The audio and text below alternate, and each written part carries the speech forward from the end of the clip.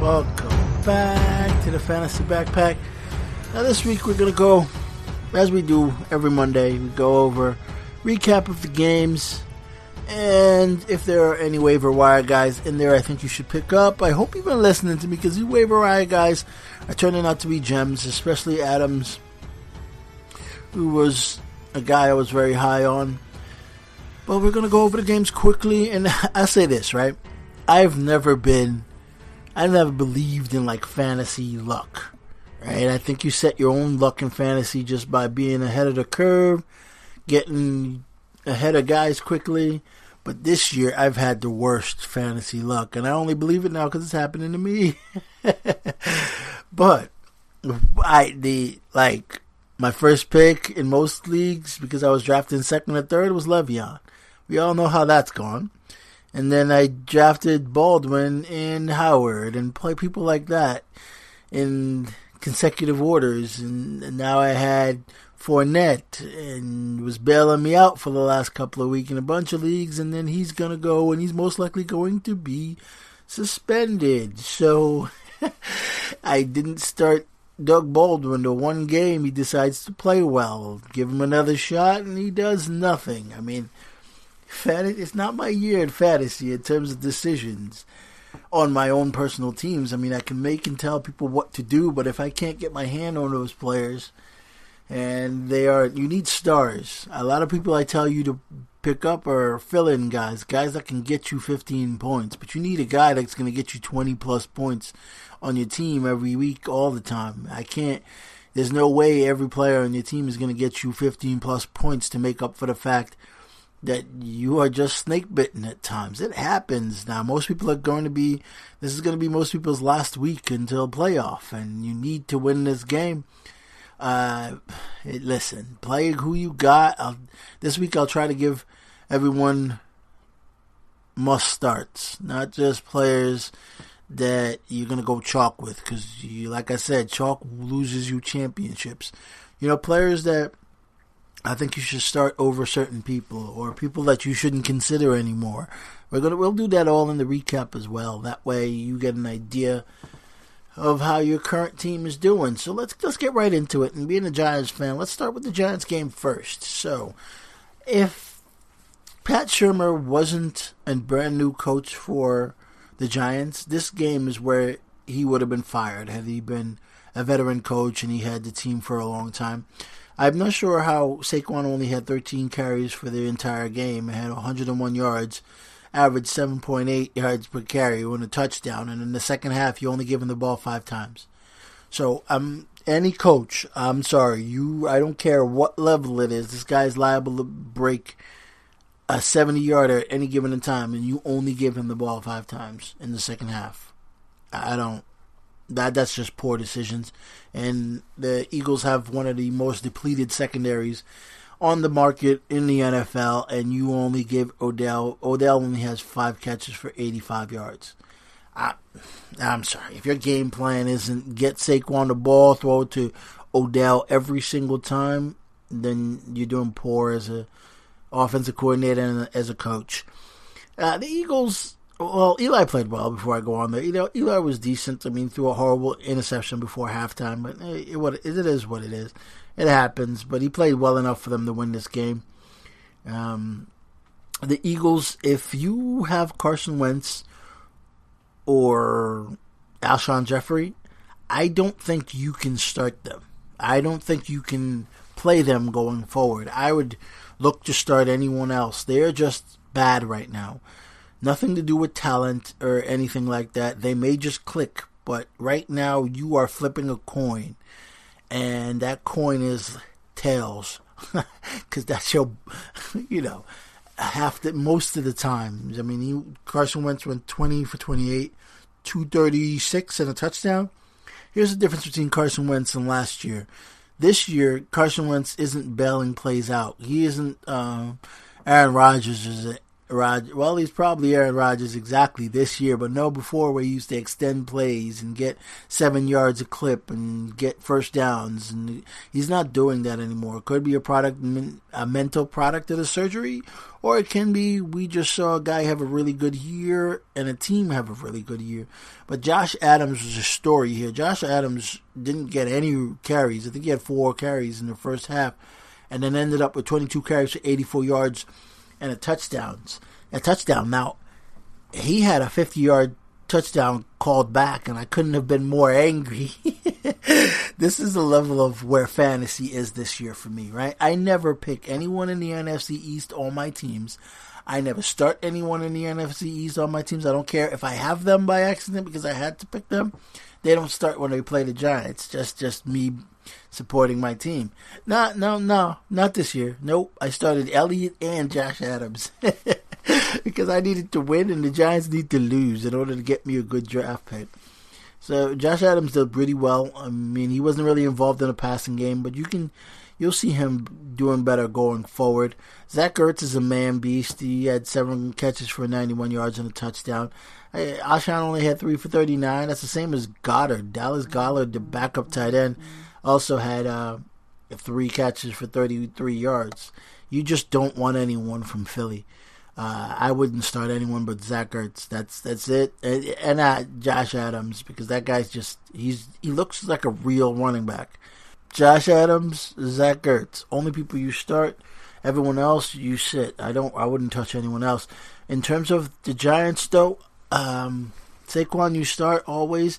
Beckham, though, I would be worried about in the next 2 weeks because I'm thinking the Giants are going to have to start a rookie and have someone come in for Eli just to see what they have.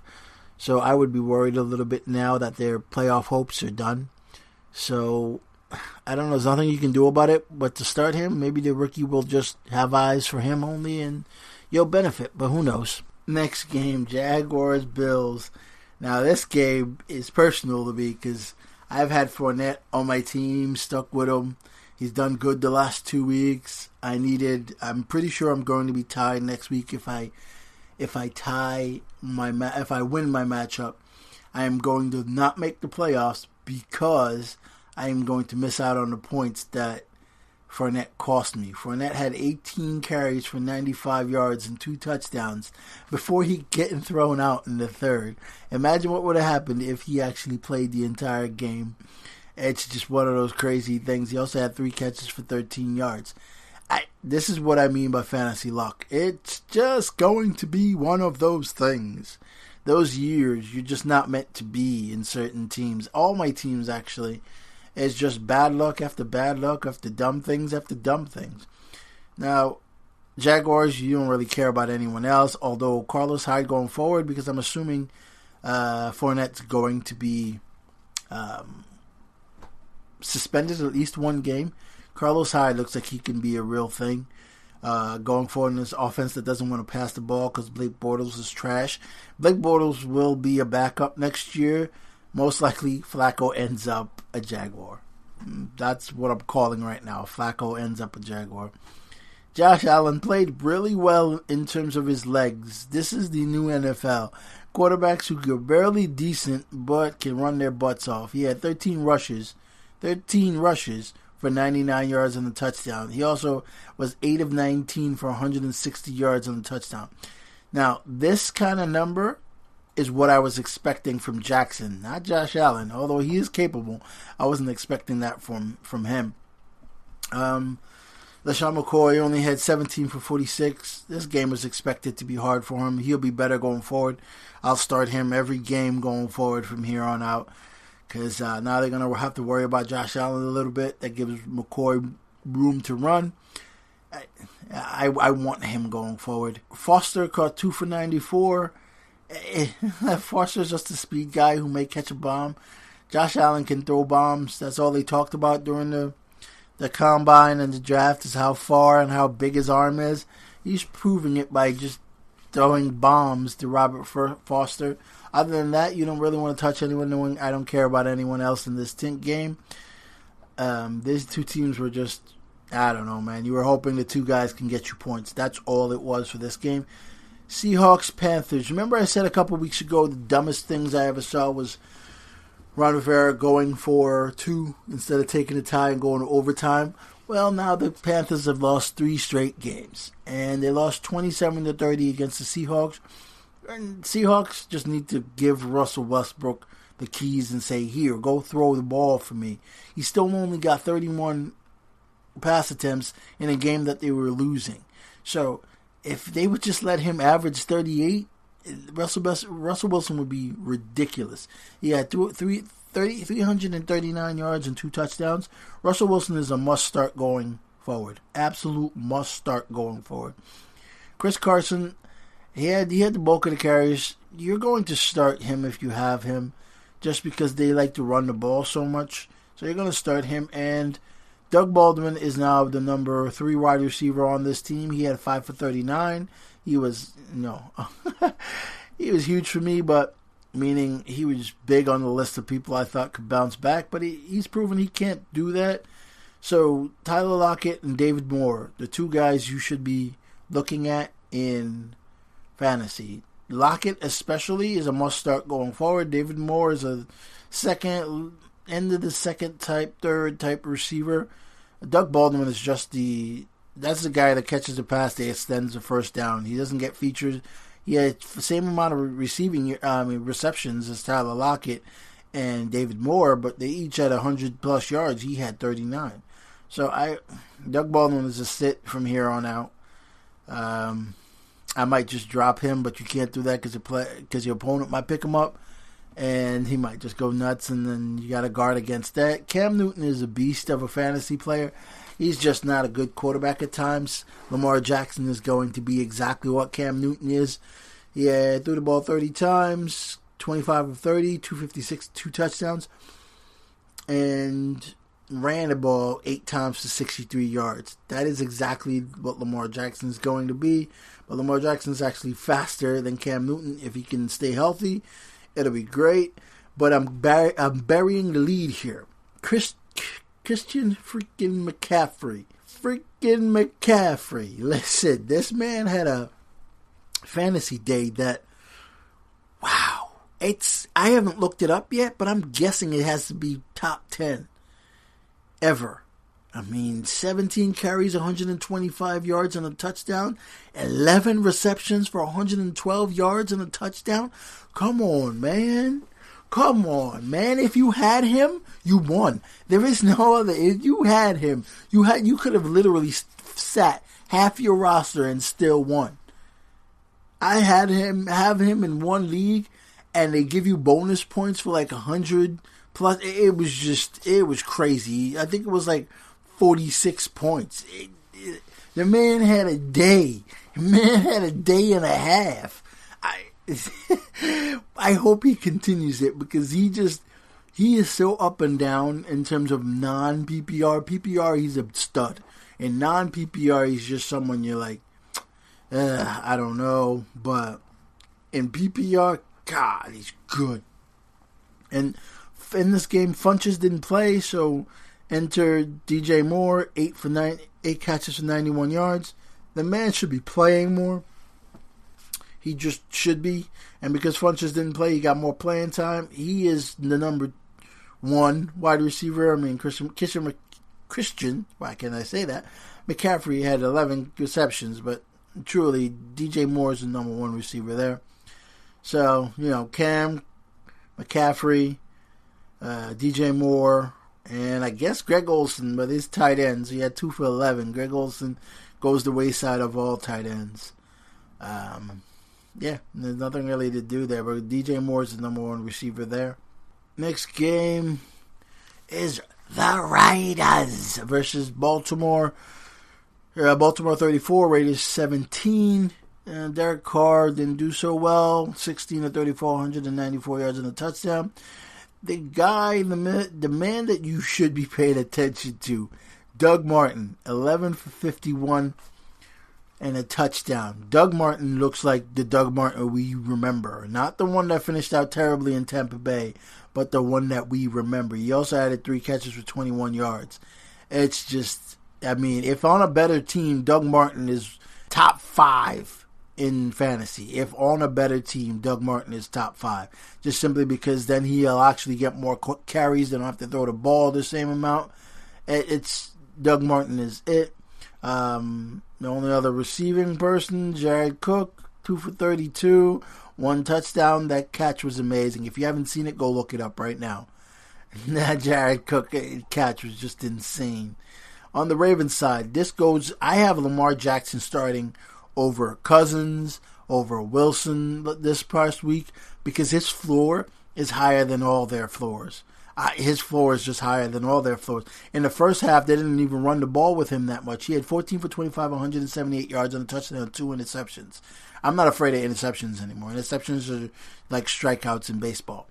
And then in the first half, they're like, well, we're not going to run the ball. We'll run the ball once. And in the second half, they're like, wait, we can't do that. That's dumb. They ran the ball. They ran the ball 10 times. He ran the ball 10 times for 71 yards and a touchdown. I mean, he's going to win someone the league because sooner or later he's going to start putting together 2 touchdowns, 2-1, whether it be 2 running and 1 passing or 2 passing and 1 running, because he had the tight end that was wide open. Mark Andrews, 1 catch for 74 yards. If he was a little bit faster, that's a 90-yard touchdown. It was just insane. It was just insane. But yeah, Gus Edwards did well. I'm not sure he's he's a good. He's LeGarrette Blount, young one, maybe 2-3 years ago. He had 23 carries for 118 yards. He's just really, he's good at picking up 5 yards, 4 yards, the first down. It works in these RPO type schemes. But what I would pay attention to, though, is Ty Montgomery had 8 carries for 51 yards. Ty Montgomery might be good at his RPO scheme, too, because he's a quick guy that knows how to run inside or had to learn how to run inside. So I would pay attention to Ty Montgomery. He might be someone to pay attention to in the next 2 weeks if Edwards stumbles, because this matchup was easy against the Raiders, and you saw it coming and you knew it was coming. But other than that, there's no one. I mean, Crabtree caught a touchdown, but that's about all he did. It was 3 for 21 and a touchdown. So Lamar Jackson and Gus Edwards and Ty Montgomery is who you're looking at going forward. Montgomery, I'm sure, is on waivers. I would stash him if I just had a roster spot that I don't need, because seeing as most people will be going in the playoffs, so if you're fighting for a playoff spot, just have him on your bench. Next team, Buccaneers versus San Francisco. San Fran 9, Buccaneers 27. I mean, this game is San Francisco, Matt Breida, and Kittle. That's the only noteworthy. Breida had 14 carries for 106 yards. He was balling out there. Kittle, 6 receptions for 48 yards. There's nothing really, nothing else to talk about. No receivers. I mean, Pettis had 4 receptions for 77 yards. But the way this is going to work is next week it'll be Bourne or James or whoever else starts. So you have no way of telling who's going to be who in this offense. So I wouldn't even worry about that. The Bucs, Jameis Winston, I mean, like I said, he's fantasy gold. And I hope you listened to me like 4 weeks ago when I told you not to drop him because they were going to bench Fitzpatrick at some point. It's been like 2 games now that Peyton Barber's been serviceable. He's been really good. He had 18 for 47. Winston had 312 yards and 2 touchdowns. No interceptions. That's a huge mark for him.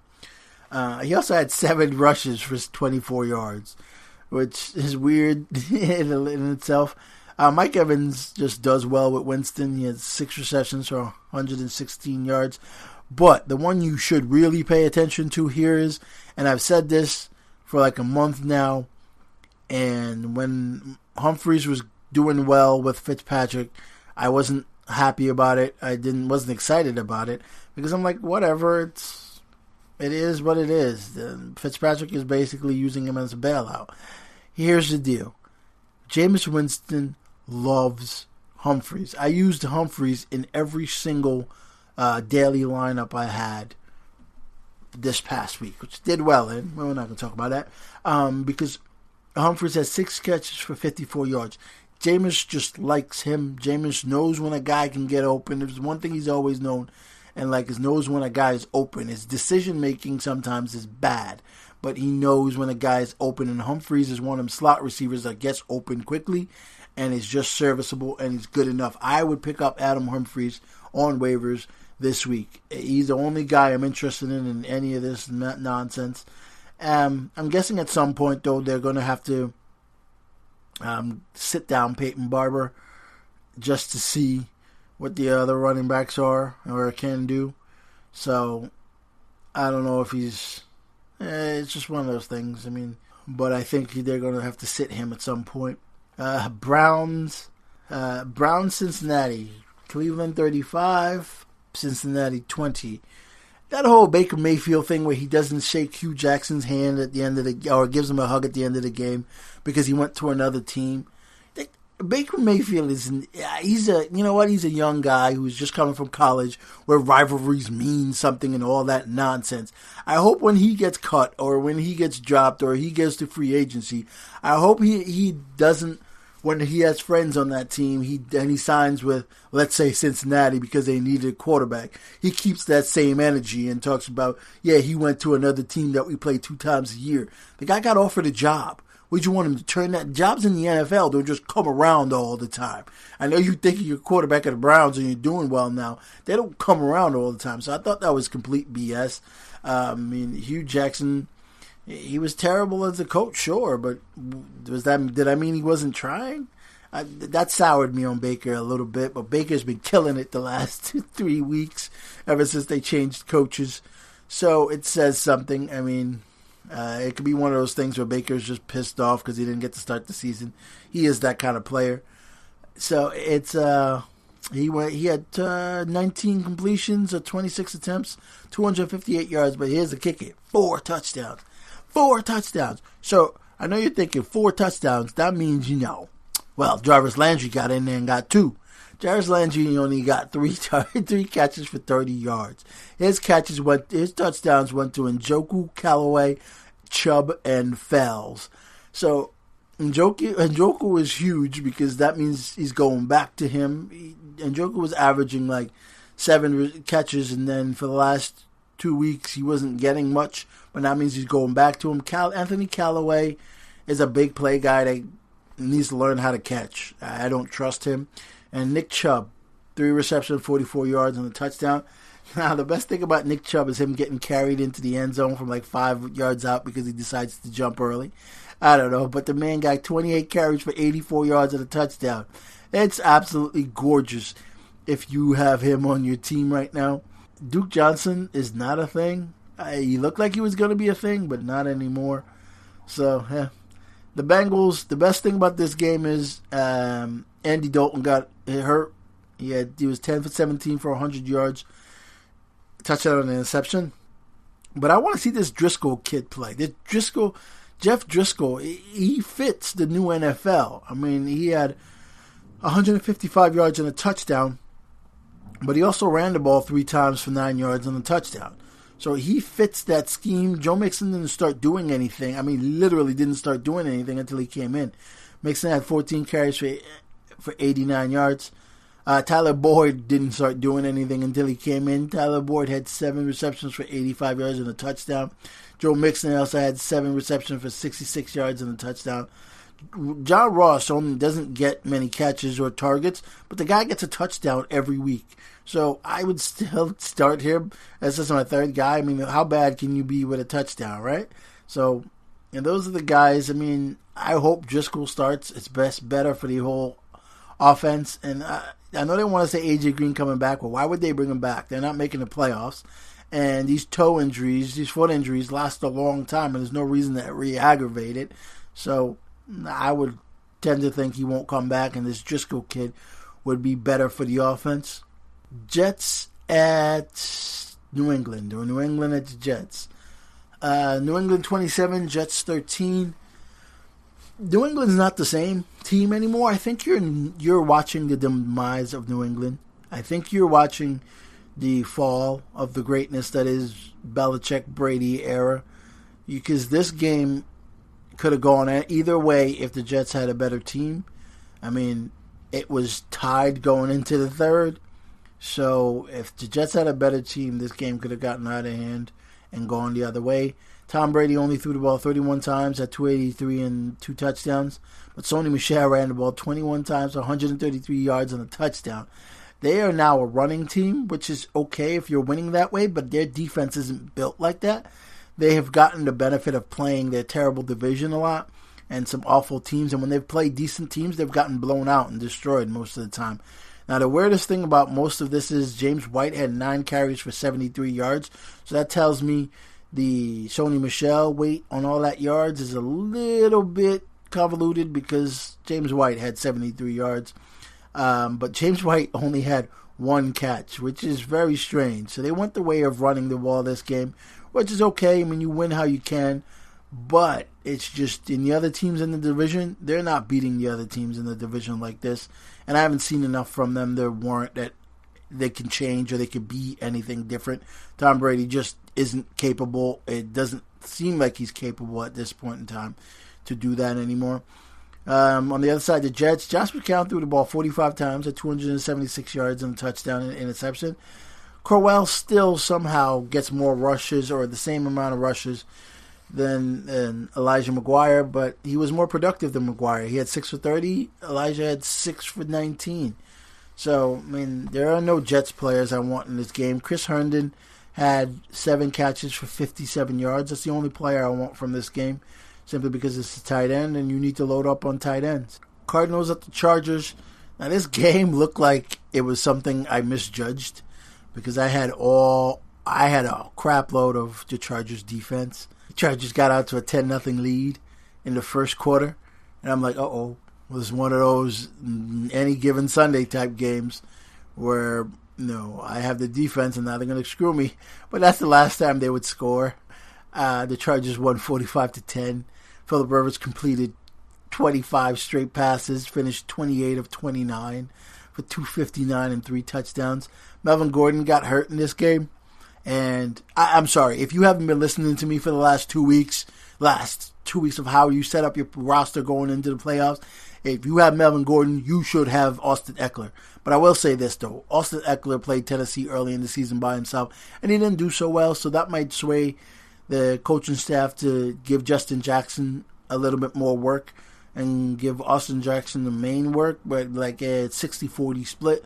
So it's not like he's just going to get Melvin Gordon type work. Before Melvin Gordon got hurt, he had 2 touchdowns. He had 61 yards and 2 touchdowns.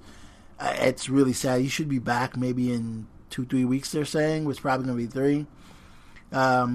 Keenan Allen finishing the year as strong as ever. I mean, Keenan Allen should be one of those guys where you draft every year and stash him for like the first 6 weeks because he doesn't do anything. And then the last 8 games comes about and he goes nuts and scores a touchdown like every game. Here's where Austin Eckler is beneficial going forward for you, though. He had 10 catches for 68 yards. 10 catches for 68 yards. You think Rivers didn't see that and wait, that's the reason I was 25 for 25 and we were efficient as all hell against a good Arizona team. You're thinking that that's not going to continue? Yes, that is going to continue. So Eckler is going to be huge for you in PPR going forward. Mike Williams got 4 passes to 25 yards and 2 touchdowns. Mike Williams is now a glorified tight end. I don't know how he becomes anything otherwise. He's always going to be this. I don't see him advancing into a bigger role. So you're hoping for touchdowns, which I can't recommend to anyone. I mean, Arizona, on the other hand, Josh Rosen has been terrible. I thought he was actually the better quarterback coming out of the draft in terms of actual quarterback readiness. But 12 of 19 for 105 yards and touchdown and interception. He's just been bad. David Johnson, I thought, would do better going down the stretch, but he hasn't. He is 17 for 63 and 2 catches for 16 yards. The 2 catches for 16 yards is disgusting. I mean, Larry Fitz is catching 2-3 balls a game, but a touchdown. So there's really no recommendation from this. David Johnson, yeah, you could play him just because he's going to be average, but really no real recommendation from this game. Steelers-Browns. I kind of had a feeling that the Steelers would win. I mean, not the Steelers would win. The Broncos, Steelers-Broncos rather, that the Broncos would win, but I didn't have the guts to, call it. Because I thought the Broncos, all the players in this game, minus The fact that Lindsey, I didn't know how he would go, but Lindsey's been a beast. Case Keenum has always done well against the Steelers, and Emmanuel Sanders has always done well. So if those two are usually clicking, then the game usually is easier. And depending on Lindsey, how Lindsey does with their defense, with Ben not doing so well against them every time, I could have called it, but too gun shy. The best passer in this game was Chris Boswell on that fake field goal. He was 1 for 1 with 2 yards and a touchdown. But Ben Roethlisberger threw the ball 56 times in this game for 462 yards, a touchdown, and 2 interceptions. That's just beautiful. But that late interception cost them the game. We don't really care about real life. He was a beast in fantasy. James Conner, 13 rushes for 53 yards. Listen, you can go on my YouTube, date the page, date the number when I told you to trade up from James Conner just because you could see this coming. He had the most cake of a schedule. Doesn't mean he's bad. He's good. He's not great. Doesn't mean anything. He was going to stumble. And if you needed him to get yourself into the playoffs the last 3 weeks, then you suffered the consequences of not listening. Juju went nuts in this game, 13 receptions, 189 yards, and a touchdown. He had this long 95-yard catch. I thought Juju was slow, average speed, but he just beats everyone, so you can't really tell.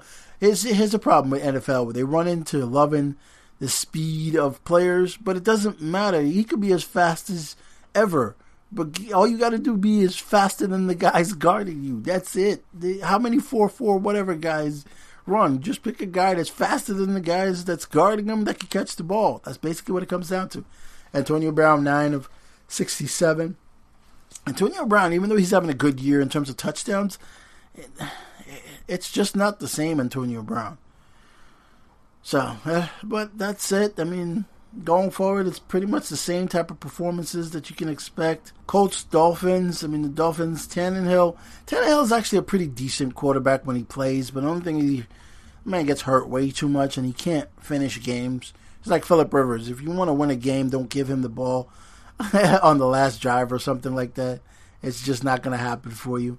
I mean, Frank Gore still got more carries than Kenyon Drake. He had 14 carries for 67 yards. Drake had 8 for 32 and a touchdown, but he also had 5 catches for 64 yards and a touchdown. I don't understand this. Why Frank Gore is getting more carries than Kenyon Drake is beyond me, and I don't care how well Frank Gore is doing. Frank Gore is not in your future plans. Drake did get hurt, but he came back. So I don't get it. I mean, I don't want anybody in this game. I don't want a receiver in this game. I don't want a tight end in this game. I don't want any of that. The Colts side, Andrew Luck is beastly. He had another 3 touchdown day, 343 yards. Marlon Mack got hurt, most likely a concussion. If he misses this week, I would more so look to Jordan Wilkins than Naheem Hines. I know Hines got most of the carries when Mack went out, but it's just one of those things. From the way it's looked, Jordan Wilkins has looked good, so I would hedge towards Jordan Wilkins as my pickup this week if I'm trying to guess on Mack not playing.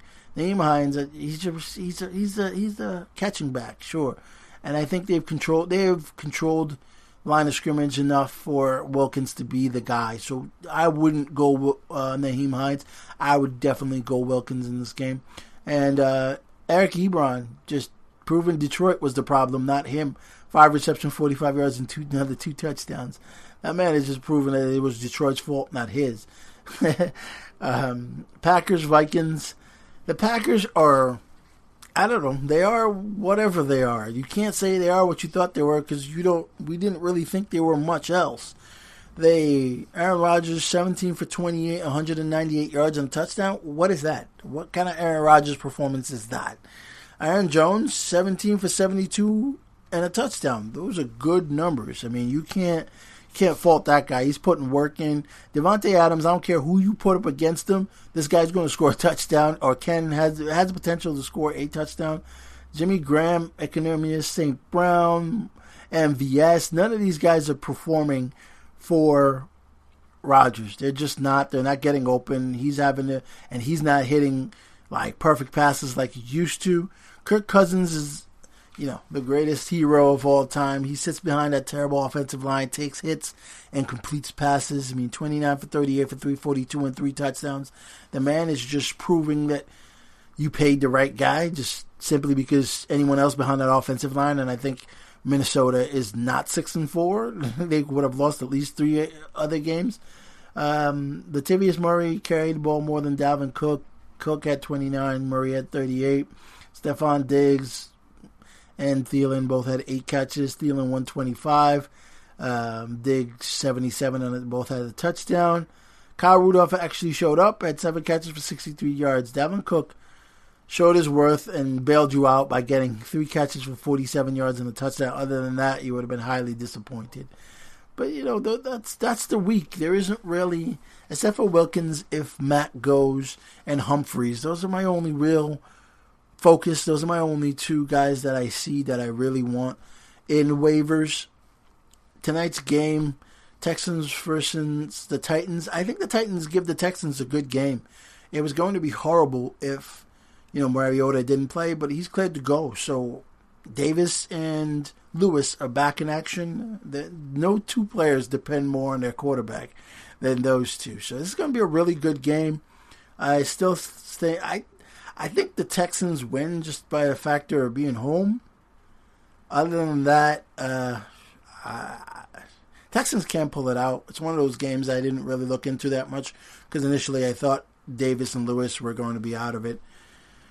Well, this has been the Fantasy Backpack where we carry people to championships. Hopefully you're on that way and you're not like me in 65% of my leagues where I am either not going to make the playoff or need everything to go right in last week. So get in the Fantasy Backpack. Let me carry you to a championship. Appreciate y'all joining me.